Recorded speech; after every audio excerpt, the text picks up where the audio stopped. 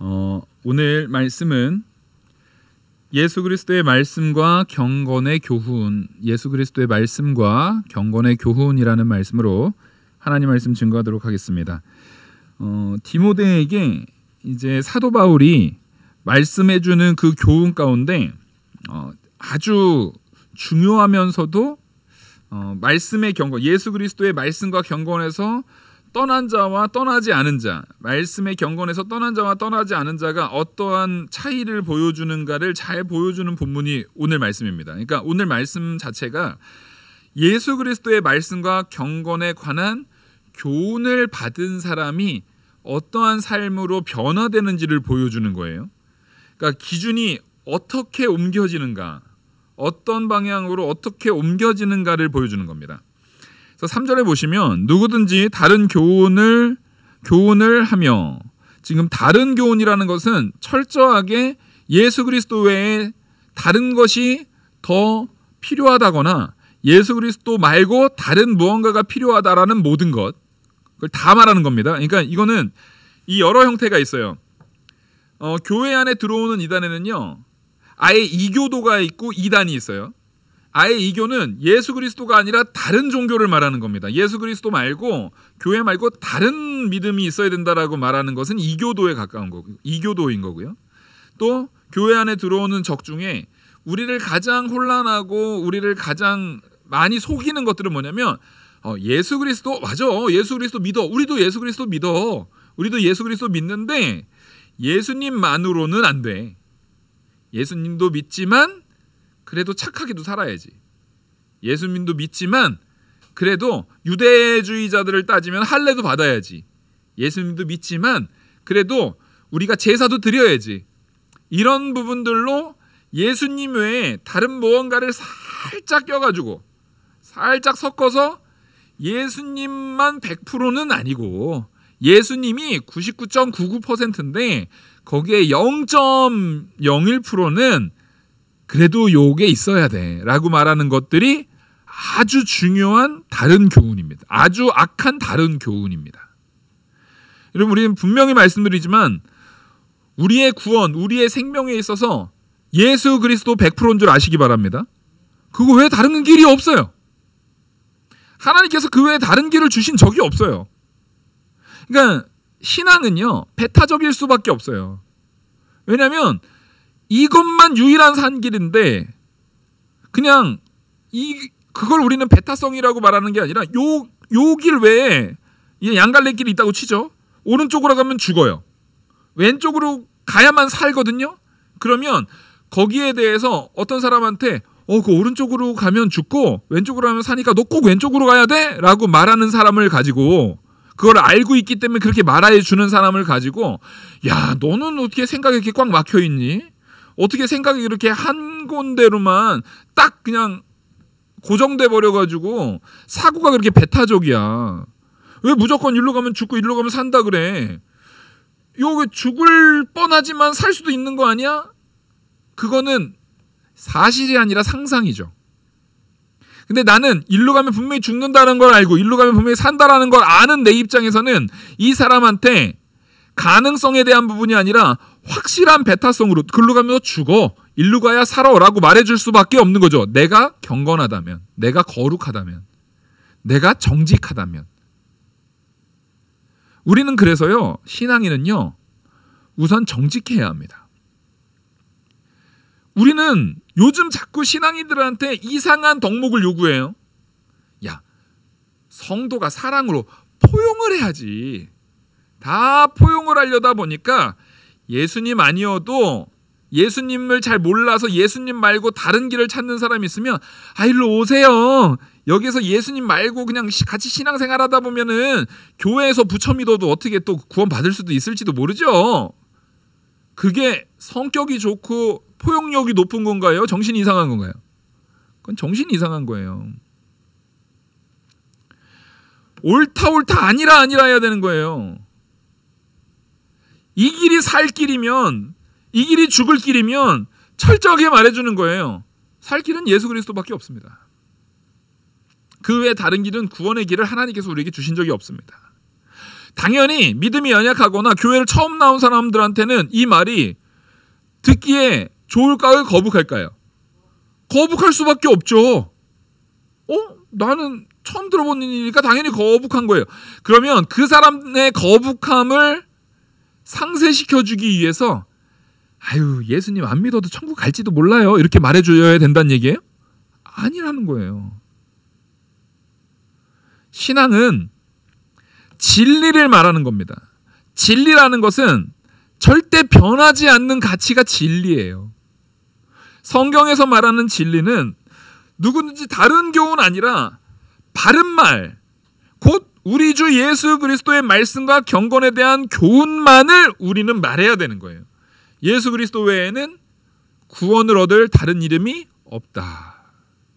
그걸 우리는 말해야 돼요. 근데 그 교훈을 따르지 아니하면, 그 교훈을 따르지 않는다라는 것은 교만한 거라는 얘기예요. 하나님께서 교만한 자를 왜 싫어하냐면요, 교만한 자는 하나님이 제시한 답, 하나님이 제시한 유일한 구원의 길 외에 자기 스스로 그 하나님이 우리에게 주신 법 위에 서서 그거 아니어도 나는 내 능력으로 살 수 있어, 나는 내 힘으로 살 수 있어, 하나님 없어도 난 괜찮아 라는 마음 자체가 교만인 거죠.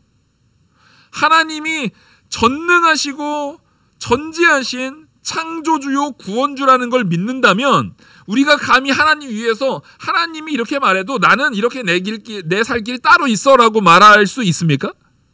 그 말 자체가 하나님을 믿지 않는다는 얘기예요. 하나님 앞에 교만하다는 얘기예요. 그래서 4절, 그는 교만하여 아무것도 알지 못하고, 자, 정작 그 교만한 자는요, 아무것도 알지 못하는 자라니까요. 뭘 모르는 사람인 거예요. 알지를 못하니까 하나님 외에 다른 어떤 게 가능하고 다른 어떤 게 있을 수 있다라고 착각하고 있는 거예요. 근데 보십시오. 이 교만해서 아무것도 알지 못하는 사람은 교회에 오면 꼭 하는 게 있어요. 변론과 언쟁을 좋아하는 자니 이로써 투기와 분쟁과 비방과 악한 생각이 나며, 자, 기본적으로 오직 하나님의 은혜로 살았다라는 마음이 없고 오직 하나님의 능력 안에서 살았다라는 참된 겸손이 없다 보니까 그 사람은 어떻게 되는 거예요? 참된 겸손이 없으니까 그 사람은 야, 너는 그렇게 생각할지 모르지만 나는 이렇게 생각해 라고 다른 대안을 자꾸만 제시하기 시작하는 거예요. 예수님 안에 온전하게 서 있는 자면은 예수님이 스스로 낮아지심으로, 우리의 죄를 대신 담당하심으로 가장 낮은 자리, 가장 겸손한 자리로 예수님이 낮아지셨잖아요. 그러면 그 예수님을 누가 닮아야 됩니까? 내가 닮아야 돼요. 내가 그 예수님을 닮아야 돼요. 그럼 내가 예수 그리스도를 닮은 나는 당연히 다른 사람들보다 나를 더 낮은 자리에 두고 내가 더 겸손해져서 예수 그리스도께서 섬겼듯이 나도 섬기는 자리에 서게 되겠죠. 근데 기본적으로 예수님을 닮는 마음이 없어요. 예수님 말씀과 예수님의 경건에 대한 교훈을 따르지 않아요. 나는 내 생각, 내 능력, 내 힘으로 살아가는 어떠한 길을 개척하려는 개척 정신이 강한 사람이라고 자신을 포장할지는 모르겠지만 그거는 교만하고 아무것도 알지 못하는 자인 거예요. 그러니까 야, 너는 그렇게 생각할지 모르겠는데 내가 왜 그거 따라야 돼? 나는 싫어. 난 그런 거 안 할래. 나는 그렇게 하는 거 싫어. 이렇게 말하는 거는 기본적으로 하나님 말씀 앞에 순종해서 낮아지신 예수 그리스도와는 전혀 다른 모습인 거죠. 그러니까 그들이 변론을 좋아하는 사람이 와가지고 이렇게 된다라는 얘기가 아니고요. 예수님을 온전하게 믿지 않고 예수님을 온전하게 닮아 나가려고 안 하면은요, 그 사람이 사람의 성향상 조용한 사람이 있을 수 있잖아요. 얌전한 사람이 있을 수 있잖아요. 얌전하고 조용하고 원래 착하고 이런 사람이라 할지라도요, 그 사람이 마음 안에 성령의 인도를 따라서 예수 그리스도의 인도하심과 예수 그리스도를 닮아나가지 않는 삶으로 오랫동안 믿음 안에 그리스도 닮는 삶을 살지 않고 오랫동안 그 자리에 있다 보면 이 사람은 반드시 나중에는 변론하는, 언쟁을 좋아하고 투기하고 분쟁하고 비방하고 악한 생각으로 그 교회의 사회를 혹은 가정의 관계를 혹은 사람과 사람과의 관계를 망가뜨리는 자가 돼요. 여러분, 우리는요, 힘써서 거룩으로 나가야 되는 거지, 힘써서 진리로 나가야 되는 거지, 나는 그냥 가만히만 머물러 있으면 점점 좋아진다? 그런 건 없어요. 여러분, 그런 건 존재하지 않습니다. 반드시 내가 지금 이 식빵에 오래 식빵을 놔둬가지고 거기에 곰팡이, 새까만 곰팡이 하나가 그 가운데, 하얀 식빵 안에 가운데 곰팡이 하나가 딱 폈다고 치죠. 그러면 그 식빵 중에 곰팡이는요, 아주 조그만 부분이에요. 아주 조그만 부분이에요. 티도 안 나.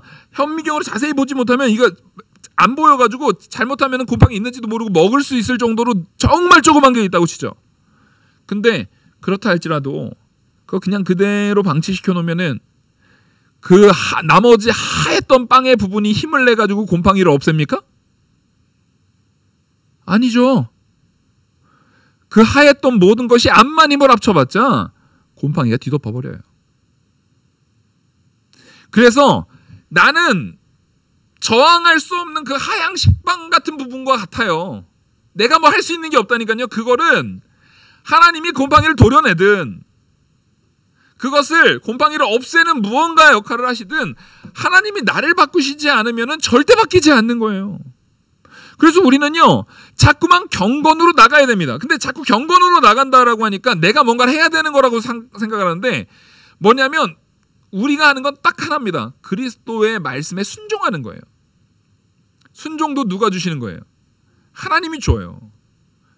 그러면 그럼 목사님, 뭐 순종도 하나님이 줘, 내가 하는 게 없네요. 예, 맞아요. 우리는 하는 게 없어요. 대신에 우리가 분명히 가져야 되는 생각은 있어요. 그건 뭐냐면 나를 죽이는 일. 오직 예수 그리스도의 인도대로 그대로 쫓아가려면은 적어도 그걸 거부하는 게 없어야 되잖아요. 그 거부를 누가 하는데? 내가 한다니까요. 그러니까 내가 자꾸 죽으면은 예수 그리스도의 인도, 예수 그리스도의 말씀과 경건에 관한 교훈이 온전히 나를 주장하게 되는 거예요. 근데 그 말씀과 교훈이, 그리스도의 말씀과 교훈이 나를 왜 주장 못한다고요? 내가 살아있으니까. 내가 저항하거든요. 그래서 그걸 죽여야 된다는 거예요. 그래서 5절, 마음이 부패하여지고 진리를 잃어버려 경건을 이익의 방도로 생각하는 자들의 다툼이 일어나느니라. 자, 결국에는 그 사람들은요, 지금 멀쩡해 보여도 아까 말씀드렸죠. 점점 그 부패는 어떻게 된다고요? 확대된다고요. 그래서 마음이 부패하여지고, 그 마음이 부패하여지면 부패하여질수록 진리를 잃어버리게 되는 거예요.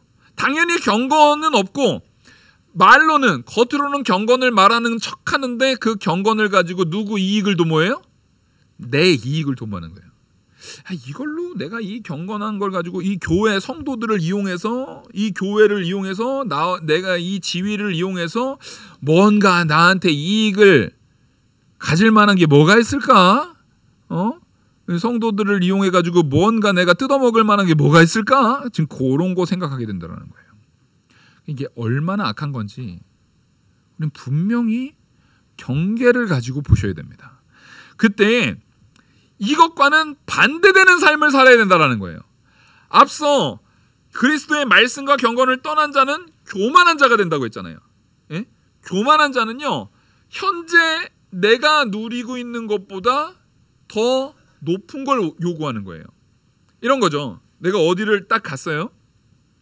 이제 뭐랄까, 누가 초대받아가지고 딱 가면은 자리가 다 똑같은 자리가 아니잖아요. 상석이 있고 말석이 있단 말이에요. 내가 딱 갔는데 내가 교만한 사람이면 누군가가 나를 안내할 때 내 스스로가 교만하면, 아니 나를 요 정도 자리밖에 안 준다고? 이런 마음이 드는 거죠. 예, 그게 교만한 자의 기본적인 덕목이에요. 근데 내가 기본적으로 그리스도의 낮아지심을 본받아서 하나님의 아들이신, 하나님이신 예수 그리스도도 나를 위해서 낮아지셨는데 내가 낮은 자리에 있어야지라고 하면 나를 어디에다가 안내를 하더라도 감사합니다 할 수 있는 거예요. 나를 그 자리에 안내해 준 것 자체에 아이고 감사합니다 할 수 있는 거예요. 진심으로. 그걸 바로 뭐라고 합니까? 겸손이라고 하죠. 그러니까 겸손한 자는 자연스럽게 뭐가 쫓아오냐면요, 현재 내가 주어진 상황 가운데 뭐 할 수 있는 거예요? 만족하는 거예요.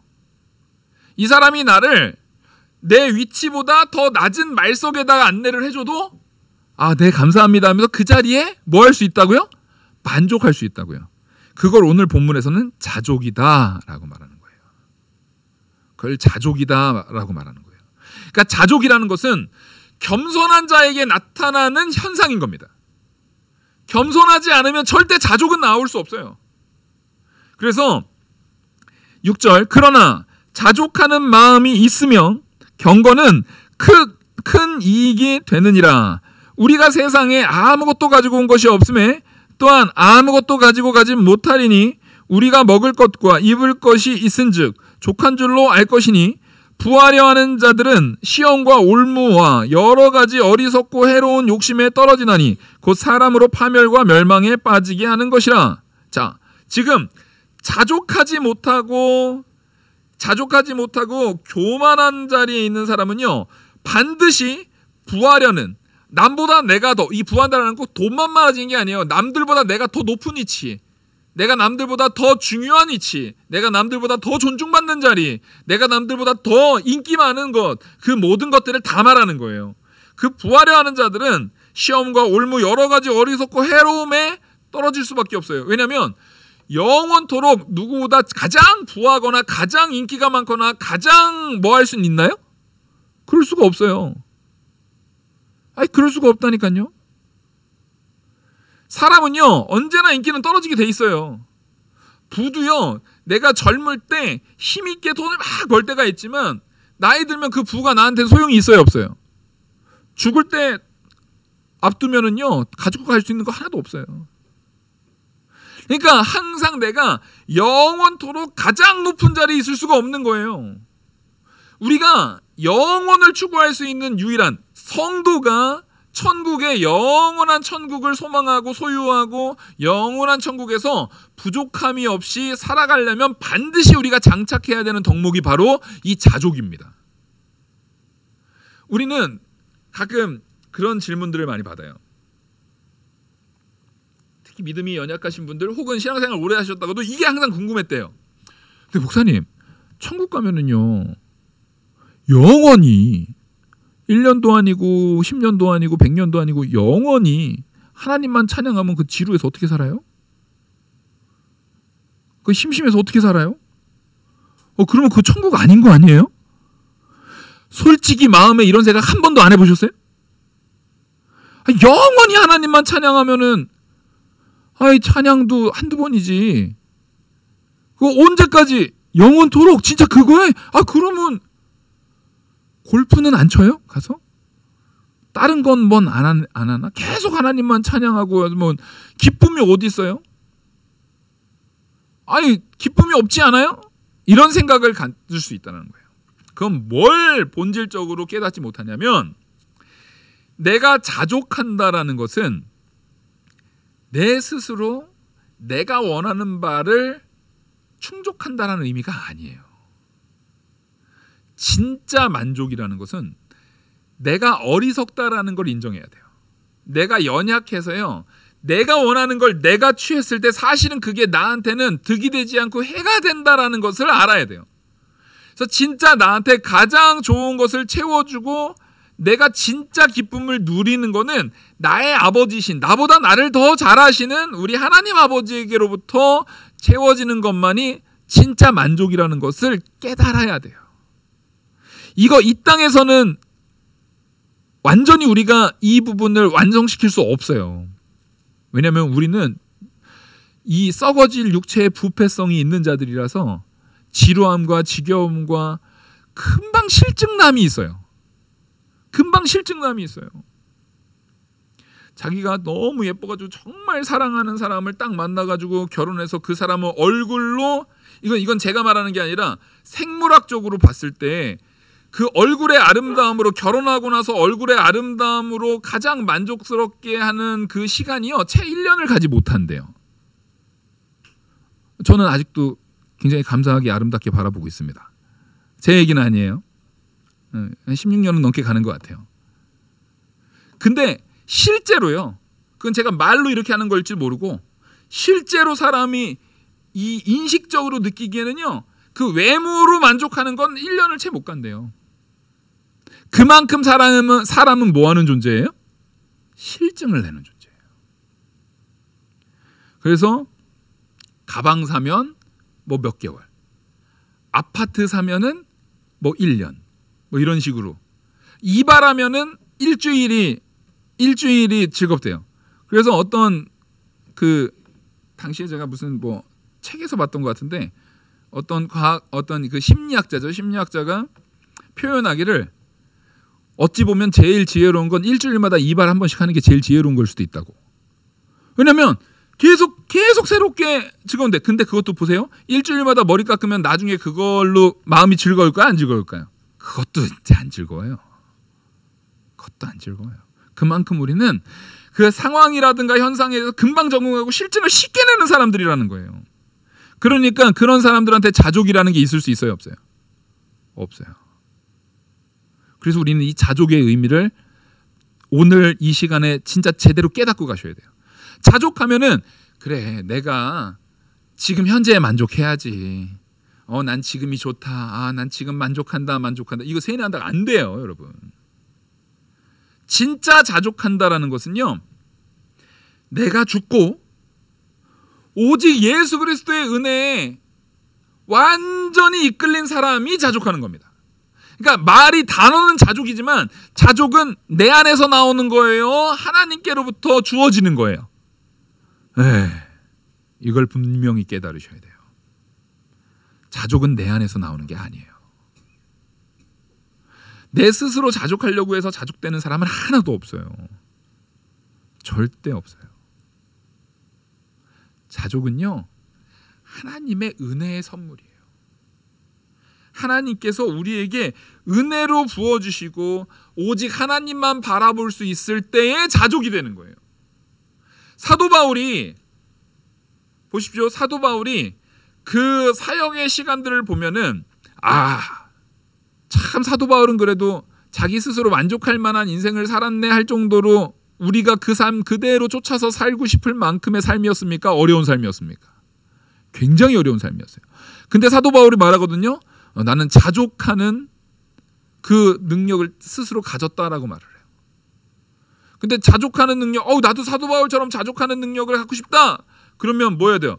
강의 위험, 강도의 위험, 40에 하나 감암에 여러 번 맞고 뱀에 물려서 죽을 뻔하고 굶어 죽을 뻔하고 돌에 맞아 죽을 뻔하고 이 자족 받고 싶으시죠? 네? 안 받고 싶으세요? 이건 무슨 얘기냐면 이런 현상들이 그 사람의 자족을 만드는 게 아니라는 거예요. 자족은 그런 그때마다의 상황과 현상을 다 초월해서 그런 상황 속에서도 누가 자족을 주면은요, 하나님이 자족을 주면은 자족이 되는 거고, 아무리 부자여도 아무리 부유해도, 자, 아합 왕이 돈이 없어가지고 그 포도원을 갖고 싶어 했던 거예요? 그거보다 더 좋은 밭이 없어서, 땅이 없어서 왕인데 뭐 하지 못하는 거예요? 하나님으로부터 만족하는 마음을 받지 못하니까 남의 떡이 커 보이는 거예요. 다윗 왕이 후궁이 없어가지고 우리아의 아내를 취하는 거예요? 여자가 자기가 아내가 별로 없어서 더 이쁜 사람 어디서 찾을 수가 없어서 공식적으로 바세바보다 더 어리고 더 예쁜 여자를 나 후궁 한 명 더 드릴래? 그러면은 다 뽑아다가 막 컨테스트 해가지고 뽑을 수도 있는 위치에 있어요. 근데도 스스로 만족하지 못하고 욕심에 기울이니까 남의 것을 갖고 싶은 거예요. 내가 취하지 말아야 될 것을 탐하게 되는 거예요. 그게 바로 예수 그리스도를 떠난 자의 특징이라는 겁니다.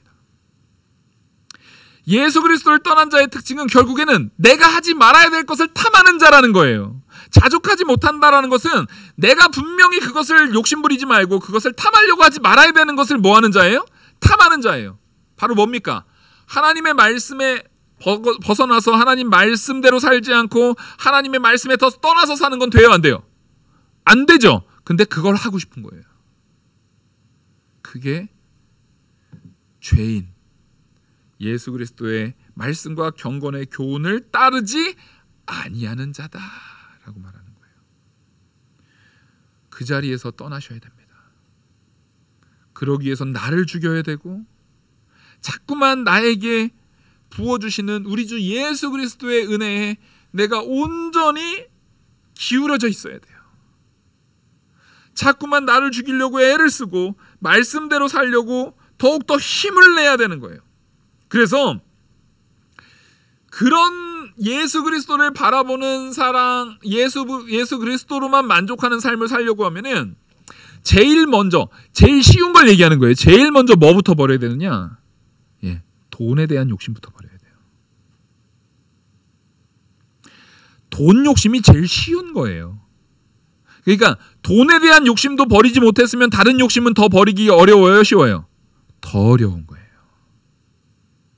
그래서 하나님과 만몬 돈의 신이거든요. 둘을 겸하여 섬길 수 없어요.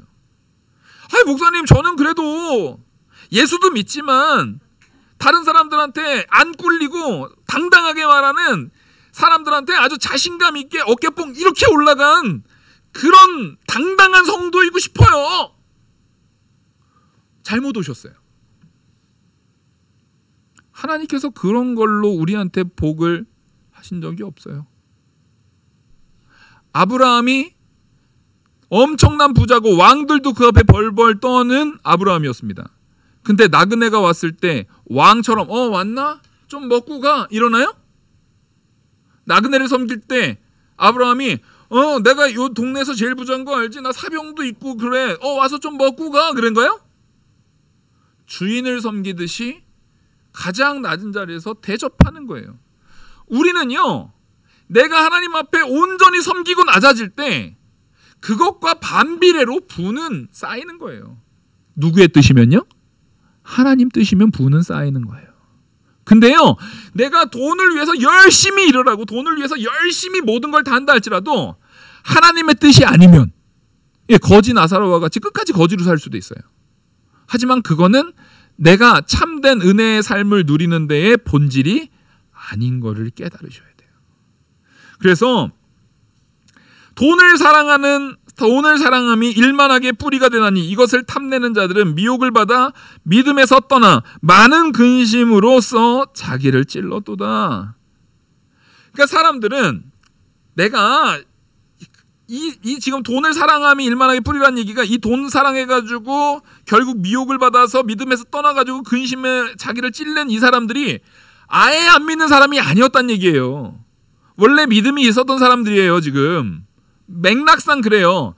믿음이 있고 예수 그리스도를 믿는 자들이었는데 예수 그리스도를 믿음과 돈을 사랑함을 같이 가져갔을 때 결국에는 그 사람의 이 두 개가 같이 있을 수 있다, 같이 공존할 수 있다라고 착각하지만 결국에는 누가 이기더라는 거예요? 내 마음이 돈 사랑으로 경도돼서 결국 그걸로 날 찌르더라는 거예요. 돈은 여러분을 구원하지 못해요.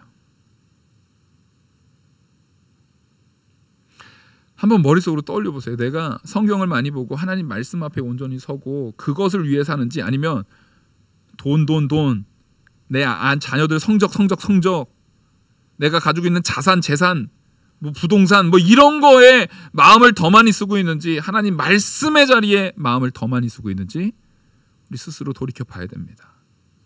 내가 지금 그 자리에 있다면 우리는 예수 그리스도의 말씀과 경건의 교훈을 따르지 않고 있는 거예요. 정말 예수 그리스도의 말씀과 교훈에 따르고 있다라고 하면은요, 겸손해집니다. 낮아집니다. 그래서 과소비하거나 흥청망청 쓰지 않아요. 내게 있는 선에서 자기 스스로 그 수준에 맞출 줄 알게 됩니다. 그것이 자족이에요. 왜? 하나님이 그 은혜를 주시기 때문에 그래요. 스스로 교만하지 않기 때문에 그 자족의 자리에 나를 두게 돼요.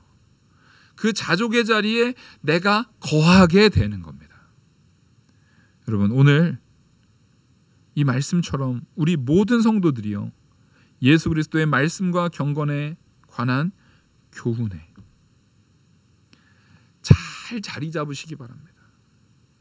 그래서 내 안에 있었던 더러운 죄악들은 그리스도의 말씀과 경건의 교훈에서 따르지 않으려고 했던 그런 더러운 죄악들은 점점점 버리시고 나를 쳐서 복종시킴으로 버리시고 점점점 세상의 돈도 아니고 세상의 권력도 아니고 오직 누구 닮아나가는 일이요? 예수 그리스도 닮아나가는 일. 다시 말하지만 예수 그리스도 닮는 일은 딱 하나예요. 하나님 사랑, 이웃 사랑하는 거예요. 사랑하려면 내가 낮아져야 돼요. 가만 보면 이 손주 손녀들이 부모님보다 할머니 할아버지를 잘 따르잖아요. 특히 할머니를 잘 따라요. 보면 거의 모든 집의 특징인 것 같아요. 왜 그럴까요? 부모님보다 자기한테 더 잘 맞춰줘요.